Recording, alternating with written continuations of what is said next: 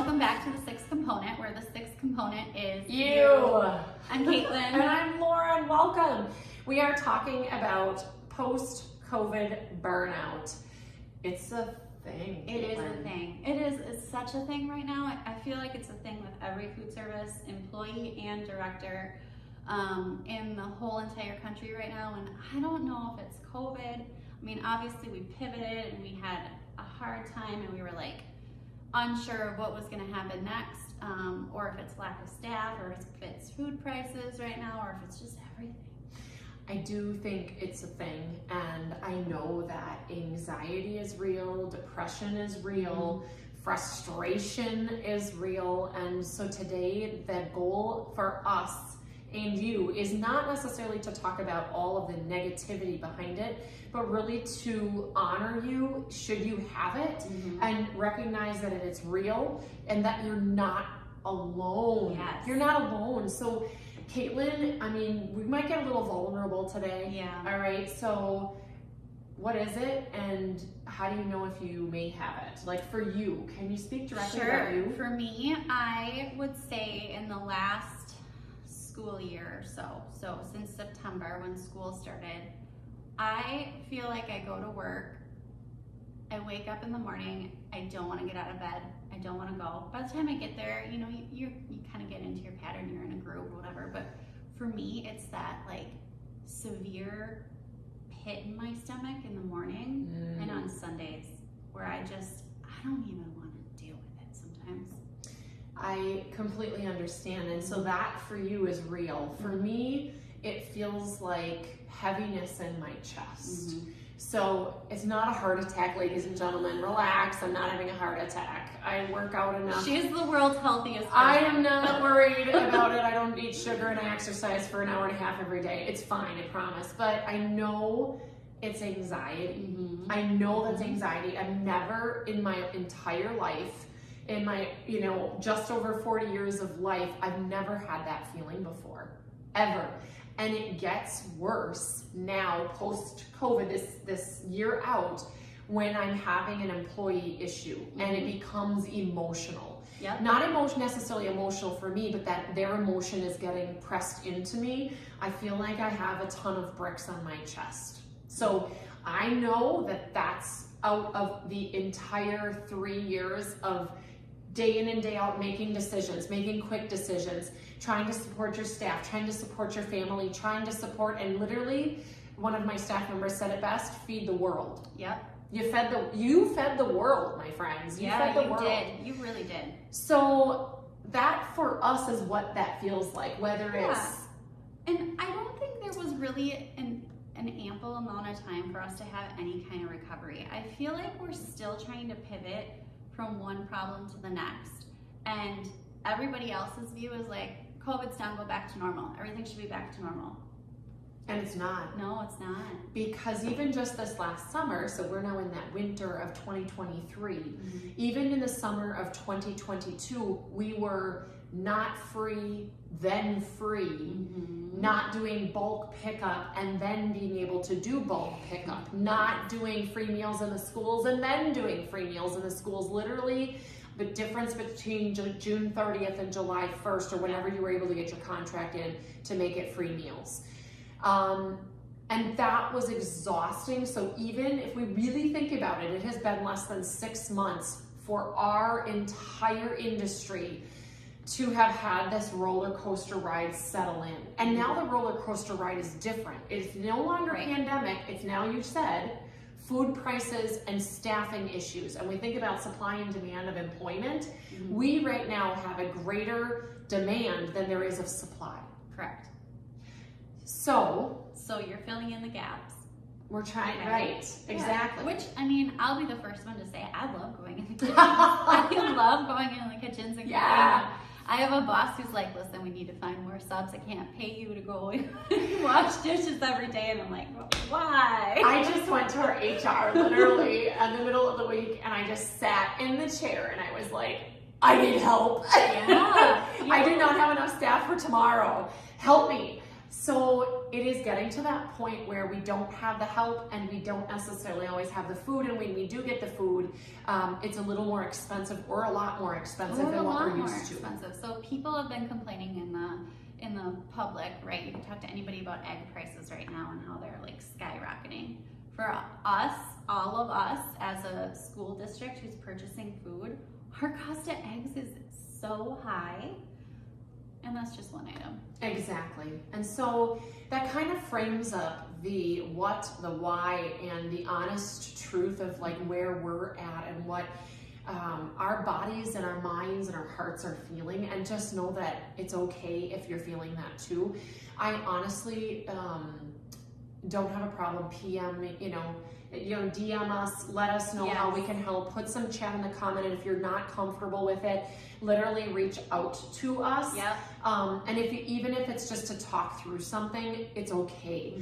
And we encourage that because literally we have to find ways. So then the next transition that we want to pivot in this conversation is, what are you doing to make yourself feel like a human or a person or a mom or a daughter again in a way that you feel like yourself?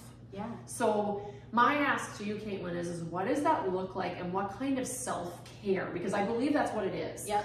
I believe it's really about self-care and deep self-care. We're not just talking about one day as a pedicure, sorry, gentlemen, or one day of, going out and shooting pool, and I'm sorry if that sounded sexist, but, it's not just one day. No, it's not.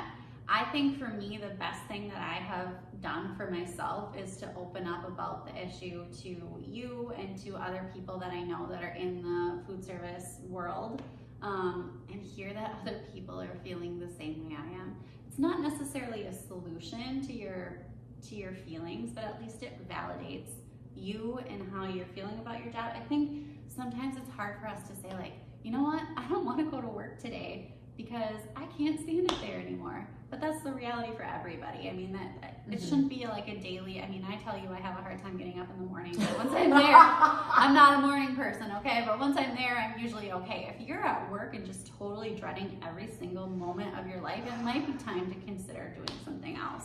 Yes, and that includes renovating your resume. That includes maybe EAP. Use it for yourself. I know that you're giving it out to all of your staff, but what about you? Yeah. When was the last time that you did something for you on a regular basis? So maybe it's getting a massage every other week.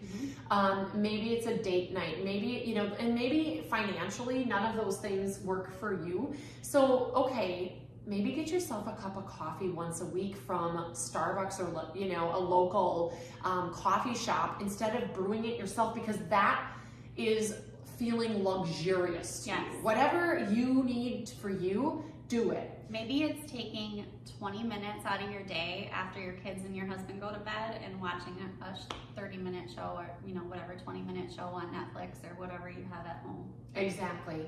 We, in my house, so this is one of our ways that both my husband and I literally, every day we're crying between all of the children's Google Meets, our Google Meets, his Google Meets, because he works for a consultant and is also pretty crazy busy. And we would miss things constantly. And we would be on the floor swearing or crying. And, we have great kids. I know you have great kids too, and they're resilient. But we just decided that post-COVID, we got a hot tub. Yeah. And we got a hot tub because we wanted to be with each other, because that's what matters the most. Yeah. And if ever again we needed to be home and never go on vacation again, we would have the vacation in our own backyard. So that for us is self-care. Additionally, we have been pretty intentional in doing our best to also expand and allow those in our kind of locus of control or circle of friends to join us too, because hospitality for me fills my cup as well. Yeah. So that's what I'm doing. What are you doing to make yourself get out of this hole? So Laura talks about, I'm gonna be like really vulnerable right here. You talk about anxiety and depression, and I will say that I have suffered from those for like my entire life, and stuff like this does make it worse. But there was a period in my life where I did go to EAP, and I cannot say enough good things about them. EAP is Employee Assistance Program. I don't know if every state is or county it's the same thing, but anyway, I was given coping mechanisms, and I find that even the smallest issues that, don't make me anxious or depressed or whatever, if it's something that's upsetting news, any of those coping mechanisms that I had for bigger issues help me with small issues too. So Give me an example. call my friends. Okay. Do exercise. And it could be 10 minutes of exercise, get the blood pumping, get the endorphins going. Positive Make yourself vibes. a healthy meal. Mm-hmm. Those are good ways. That's really good. I know, he was wonderful. I think that because this is so real and everyone in different states had to manage through it in different ways, even now some states are still serving free, and so you might be in the middle of it yet. You seriously might be in the middle of it yet, and so there's not one way to fix it. We all want to hit the easy button, but leaders lean in even when it's hard, and that's your job, that's our job, that's your job, is to lean into it and to continue to be professional and to continue to be positive. And so that just means that you're going to have to take better care of yourself so that you can take better care of those people that have been vested and gifted to you under your leadership. And you need to figure that out. It's not for us to give, we can give you tips and tricks all day long, and we'll certainly put some of those things in the show notes for you that would work for us. Right. But I truly believe that at the end of the day, you were put in this position, in this moment in time, for a reason. Hang on, stay with it, stick it out. And as we all know, some of the best things that we do in life are those things that are the most difficult. I think about my 3 kids. And so it's no different than if you have children or if you have someone you love that's a hard person to love, right? It's the best thing you can do is just to hang on. Yeah. So we encourage you to hang on, and we're going to challenge you to find something that's going to work for you for self-care. And so so I'm gonna add one just quick thought before we leave today. I read something somewhere, and it was about something completely out of context, but it talked about somebody that you really liked, like opposite gender, or say, however person that you wanted to be in a relationship with, and how sometimes they didn't know or they didn't feel the same way about you. But then think of all the people that felt that opposite way about you. So you were the one that was liked, and I want you to think of that, obviously not in like a romantic setting here, but think of it as, sometimes we feel like we're not helping anybody. We might not get the reaction of the people that we are actually truly helping. So remember those people are there. I think that's important too. Absolutely. And at the end of the day, you're not alone. You're not alone. You're not alone. And you are enough. You are enough in the way that you are, and the person that you've become, and the professional that you are at work, and the beautiful parent maybe, or person at home to your family. And last but not least with that challenge, I think that stepping away. Yeah. In addition to the challenge, there's going to be 2 challenges. The first one is to think about how are you going to fix yourself and find care. But then the second challenge that I would have is, what are you going to do to step back, to take PTO, to take a vacation to Cabo, to maybe take a solace day and sit in a recliner with a cup of tea and just breathe. So, on a wonderful, relaxing, loving note, we are so grateful that you listened to this, and please, please, please reach out to us. Yeah, if you don't have anybody else, we are always here. Absolutely. And Kaitlin, I'm right here for you. I do. So, I do. with that being said, cheers everyone. Cheers. Bye.